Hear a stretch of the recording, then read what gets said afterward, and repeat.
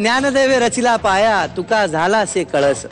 ज्ञानदेवांनी आणि तुकोबारायांनी आपल्या वारकरी संप्रदायाचा वसा पुढच्या पिढीच्या हातात दिला आणि ती धुरा आजची मंडळी, आजची तरुण पिढी कशी सांभाळते हे आपल्याला बघायचंय. जोरदार टाळ्यांनी आपण स्वागत करूया आपल्या आजच्या पहिल्या संघाचं. आळंदीहून अमृतनाथ स्वामी महाराज संस्था. जोरदार टाळ्या. श्री ज्ञानदेव तुकाराम ज्ञानेश्वर महाराज की जय. जगद्गुरु तुकाराम महाराज की जय. पंढरीनाथ भगवान की जय.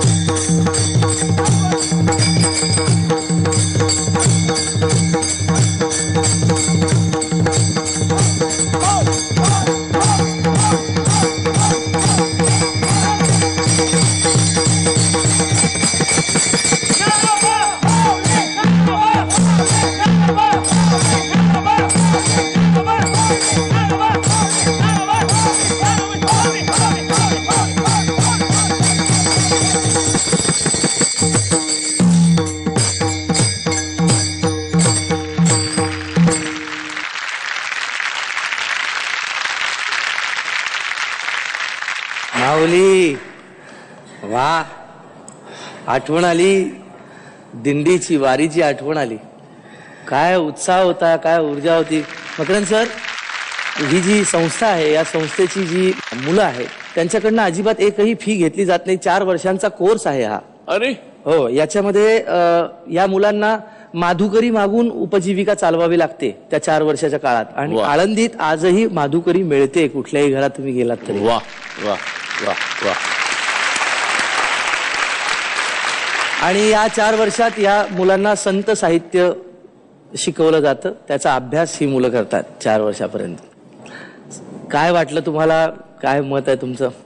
मला आधी 1-2 प्रश्न आहेत की भक्तीमध्ये नाचणं मी समजू शकतो की ते बेभान होऊन आपण देवाच्या ध्यानात आपण नाही का, पण त्यातले हे जे खेळ आहेत मला हे कुठेतरी खेळ दिसले यातले. हो, हे खेळ असायचं कारण काय? आपण आता ज्यावेळेस आळंदीपासून पंढरपूरला जातो त्यावेळेस विशेषतः ज्ञानोबा तुकोबांच्या जयघोषामध्ये आपण आळंदीपासून पंढरपूरला जातो.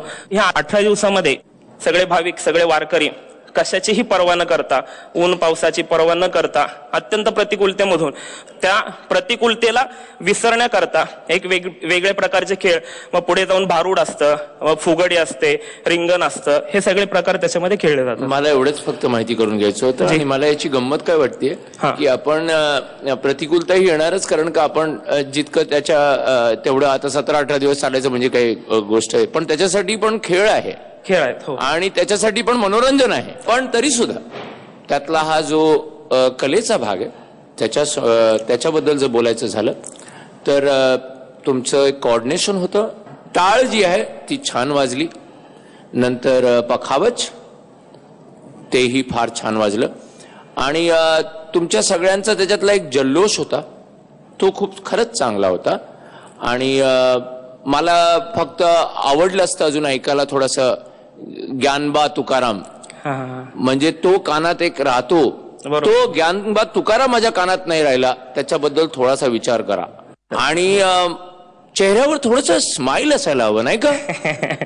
तर ते जे आहे ते तुम्ही त्याच्यातनं ठेवा पुढच्या वेळी. हा, नक्की लक्षात ठेवा. असं वाटू दे तुम्ही की इकडनं खरंच तुमची वारी चालली आहे. नक्की. पण बाकी मस्त. मुग्धाला काय वाटलं? मला तुमचं हे नाच बघून एक वारीची आठवण झाली आणि तुमची